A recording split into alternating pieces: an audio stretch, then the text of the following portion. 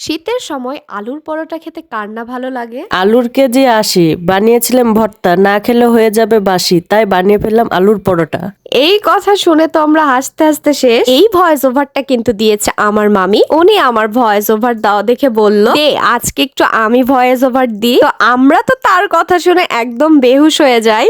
আসলে উনি অনেক মজার মানুষ। তো আমি এখন আসল কথায় আসি। আপনারা ভিডিওতে দেখলেন আমি আলুগুলো খুব ভালোভাবে ধুয়ে নিয়েছি এবং আলুগুলো সেদ্ধ করে নেই।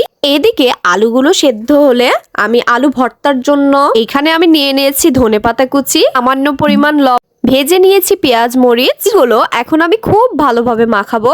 আর মাখানো শেষ হয়ে গেলে আলু সানাগুলো দিয়ে দিব। খুব ভালোভাবে আলু ভর্তাটা করে নেব। এই তো আমি এখন আলুগুলো দিয়ে খুব ভালোভাবে ম্যাশ করে নিচ্ছি।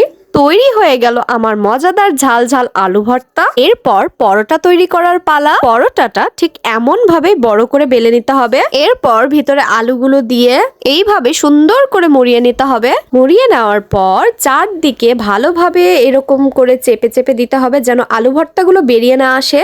এরপর আস্তে আস্তে আবার বেলতে হবে। এইবার গরম গরম তেলে ভাজার পালা। এখানে আমি আরো একবার ভালোভাবে মুড়িয়ে নিচ্ছিলাম যেন কোনোভাবে আলুগুলো বের হয়ে না আসে। এইবার আমি দিয়ে দিলাম ফ্রাই প্যানে।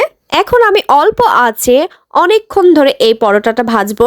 আর এই যে তৈরি হয়ে গেল মজাদার গরম গরম আলুর পরোটা। আর একটা কথা, আমি কোনো পাকা রাঁধুনি নই।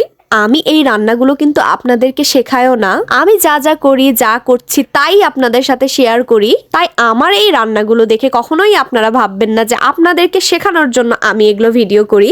আমি একদমই আমার নিজের মতো করে রান্না করি। তো এখানে কোনো ভুল ত্রুটি হলে আপনারা অবশ্যই আমাকে ক্ষমার দৃষ্টিতে দেখবেন। তো সবাই ভালো থাকবেন, সুস্থ থাকবেন, আমার জন্য দোয়া করবেন। আল্লাহ হাফেজ।